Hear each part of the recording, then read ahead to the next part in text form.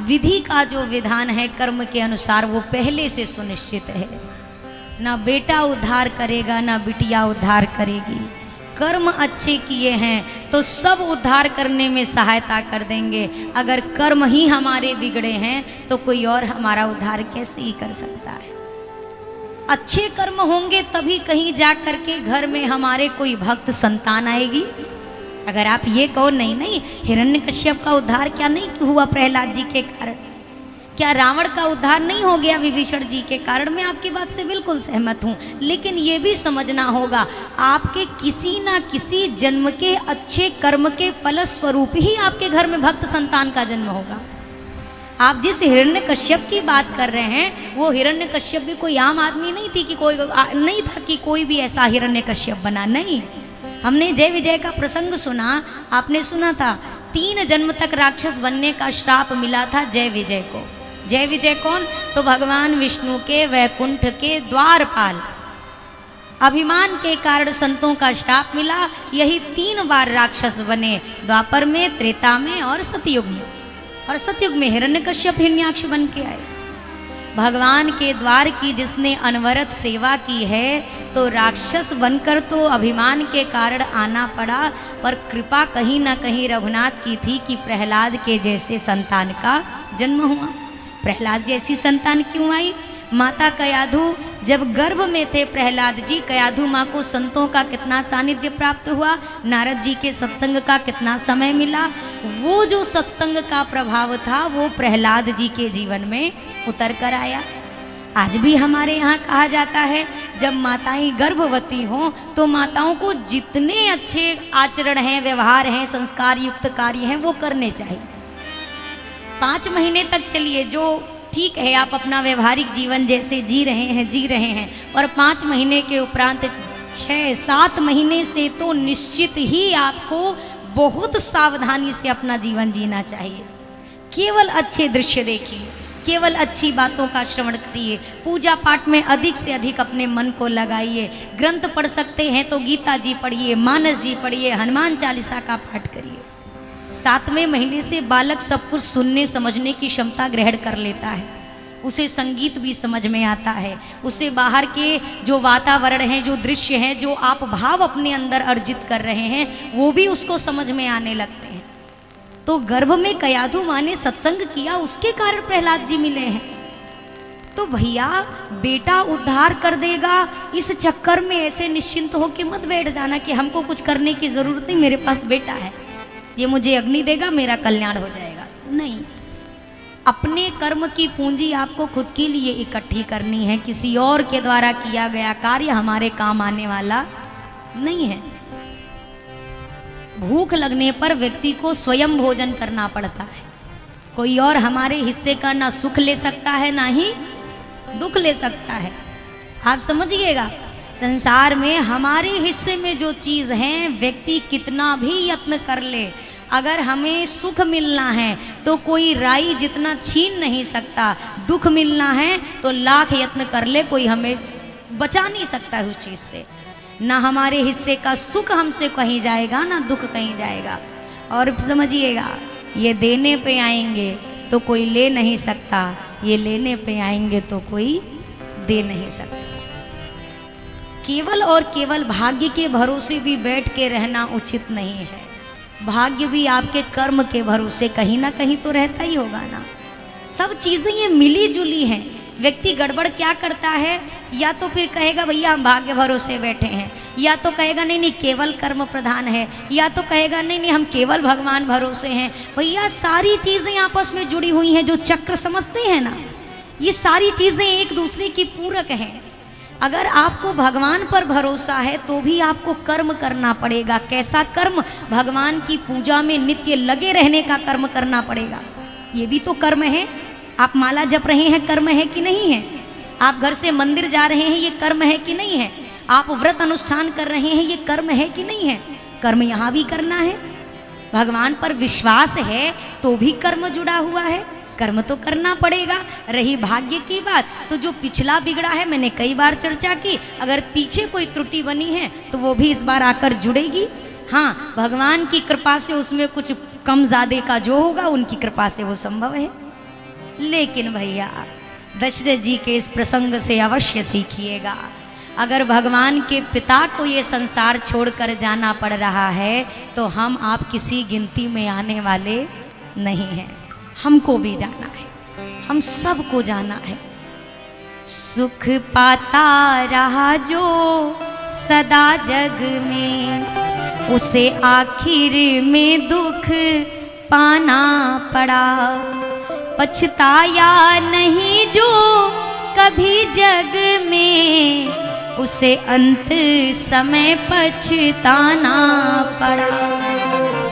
कोई फूल न बाग में ऐसा खिला, खिल के ना जिसे मुरझाना पड़ा।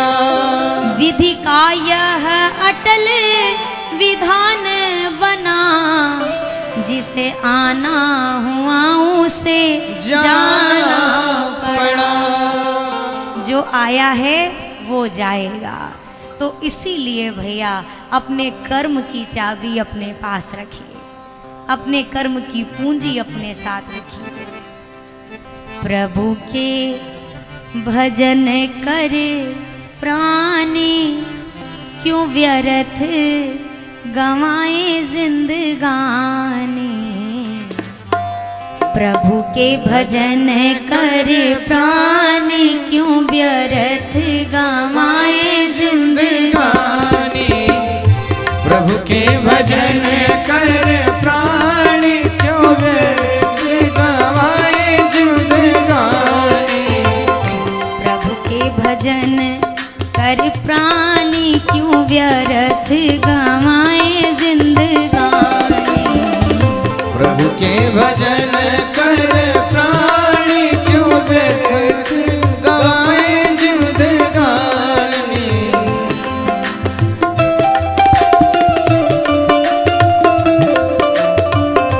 जय हो।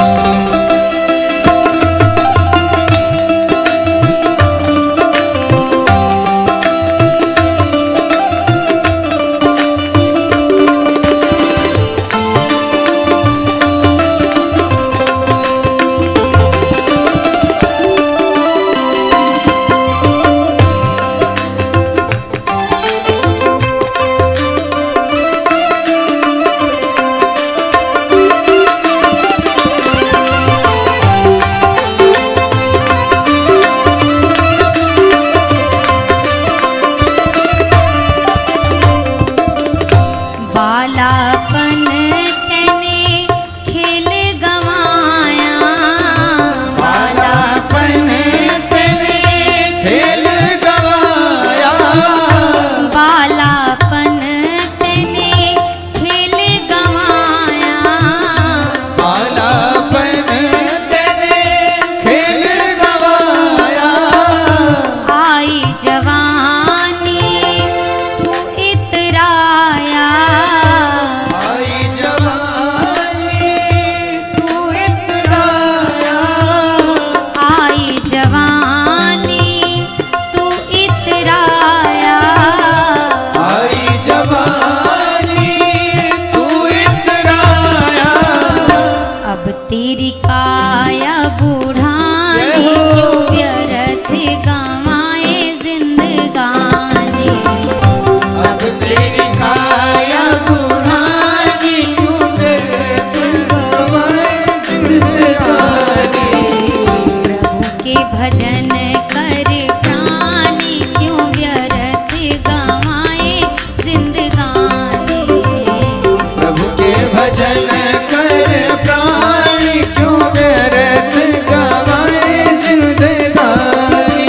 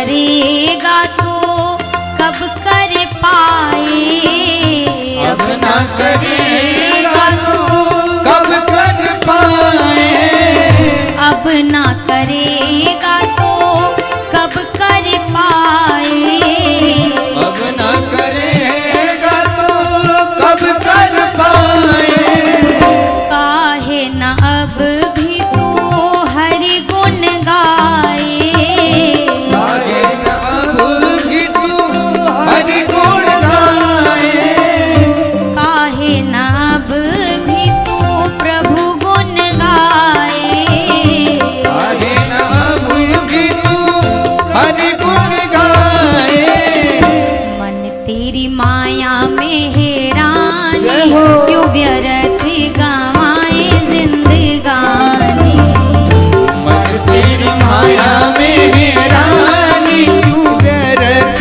गवाए जिंदगानी, प्रभु के भजन कर प्राणी क्यों व्यर्थ गवाए जिंदगानी, प्रभु के भजन कर प्राणी क्यों व्यर्थ गवाए जिंदगानी।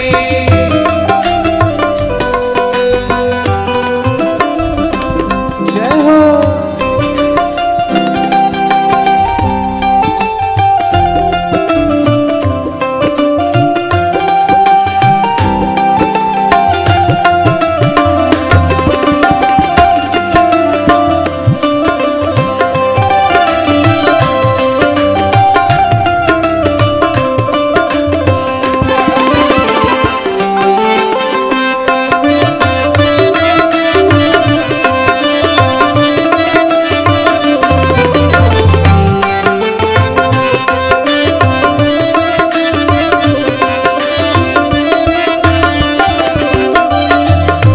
चंद्रकला प्रभु नाम बिना रे, कला प्रभु नाम बिना रे, चंद्रकला प्रभु नाम बिना रे, चंद्रकला प्रभु नाम बिना रे, सब जग झूठा दाम बिना रे, सब जग झूठा राम बिना रे, रहेगी न नामो निशानी क्यों व्यर्थ गवाए जिंदगानी, रहेगी न नाम निशानी क्यों व्यर्थ गवाए जिंदगानी, प्रभु के भजन कर प्राणी क्यों व्यर्थ गवाए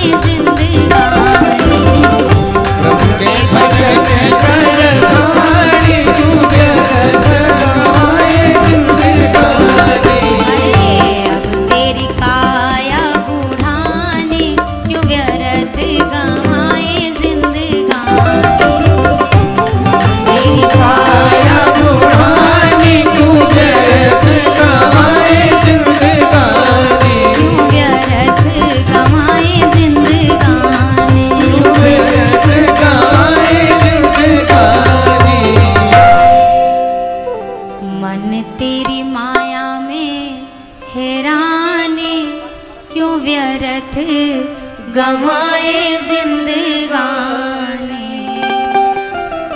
रहेगी ना नामो निशानी क्यों व्यर्थ गवाए जिंदगानी। अच्छा, रावण हमसे ज्यादा अमीर था कि हम ज्यादा अमीर हैं? हाँ, रावण थे ना। रावण का कोई नामो निशान आज दिखाई देता है क्या? हाँ, जोर से कहिए। जब रावण का निशान नहीं मिल रहा तो हम आप कौन से खेत की मूली हैं भैया? हमारा क्या है? हम कहाँ की गिनती में आते हैं कि हम शान में फूले नहीं समा रहे कि हम ये हम वो, हमारा ये हमारा वैसा। मर भर जाने दीजिए। जिस दिन हम मरेंगे ना, जिस घर का गुमान कर रहे हैं, सबसे पहले घर की नेम प्लेट ही बदली जाएगी।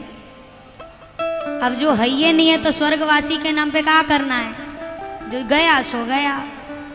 भैया संसार में ना कोई पद जीवन पर्यंत रहता है, ना कोई धन जीवन पर्यंत रहता है, ना कोई मान प्रतिष्ठा जीवन पर्यंत साथ में चल सकती है। ये सब चीज़ें तो ऐसी हैं, मरने के बाद भूत पकड़ता है, सीधा भूत पकड़ेगा। एक बात याद रखिएगा, जैसे किसी भी ऊंचे पद पे बैठे हों, जब तक पद में आप बैठे हैं तब तक तो आप हैं। जिस दिन पद छूट गया उसी दिन आपके नाम के आगे क्या लगेगा? हाँ, जोर से बोलो भाई, भूतपूर्व लगेगा कि नहीं लगेगा?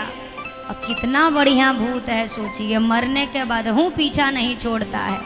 मर गए, फोटो चिपक गई, दीवार पे टंगे हैं, माला टंगी है, तो उसके नीचे भी लिखा हुआ है भूतपूर्व स्वर्गीय। मरने के बाद भी जो भूत पीछा ना छोड़े, ऐसा करने से क्या फायदा? ऐसा पद पकड़ के रखो ना भैया जो टिक के लगा रहे, जो हमेशा सदा सर्वदा। जैसे किसी भक्त के नाम के आगे कभी भूतपूर्व सुना? भूतपूर्व सुदामा जी कभी सुना है? कितने पुराने भगत जी हैं। ना भूतपूर्व मीरा कही जाती है, ना भूतपूर्व शबरी कही जाती है, ना भूतपूर्व कोई ठाकुर कहा जाता है। भूतपूर्व यहाँ का पद रहता है, छूटता है तो ये झंझट है, और कहीं कोई झंझट नहीं है। जो व्यक्ति भगवान को पकड़ने की चेष्टा में रहता है ना, यकीन करिए संसार, अच्छा नारायण जिसके वश में हो जाए, क्या लक्ष्मी उसके घर पर नहीं आएंगी क्या? लक्ष्मी तो चरण दबाते बैठी हुई हैं। जब कोई नारायण का स्मरण करे तो लक्ष्मी नारायण के चरण दबाते हुए साथ में आती हैं। जो अकेली लक्ष्मी का ध्यान करे तो लक्ष्मी मैया उल्लू पे बैठ के आती हैं। मैया की सवारी है उल्लू, उल्लू पे बैठ के आती है और हमको उल्लू बना के ही चली जाती है। आदमी सोचता है बहुत है, बहुत है, बहुत है, और मरने के समय आता है, अरे हम तो उल्लू बन गए, हमारा तो कुछ नहीं है, बन गए उल्लू। तो मैया कहती हैं तुम नारायण के साथ मुझे मांगो। पर संसार बड़ा विचित्र है भैया, केवल लक्ष्मी की कीमत कर रहा है, ये नहीं समझ रहा है बिना नारायण की लक्ष्मी ज़्यादा समय तक साथ नहीं देती है। आएंगी तो। अब रावण के पास जो धन वैभव यश है वो लक्ष्मी की तो कृपा है ना, पर कितने दिन रही उसके साथ, जरा विचार करिए। जब रावण की कल मृत्यु होगी ना, कल अब रावण का वध होगा, तो ले सिर बाहु चले नाराचा, सिर भुजहीन रुंड महीनाचा। रावण के शरीर की अंतिम दशा जानते हैं क्या है? ना हाथ हैं शरीर के साथ, हाथ अलग पड़े हैं, पांव अलग पड़ा है, मुंड अलग पड़ा है, और उड़ उड़ के जो पक्षियां हैं, गिद्ध हैं, वो ले ले करके उड़ रहे हैं। रावण की भुजाओं को, शीश को, बिना सिर का, बिना भुज का वह शरीर डोल डोल कर धरती पर गिर रहा है। ऐसी मृत्यु मिली है रावण को।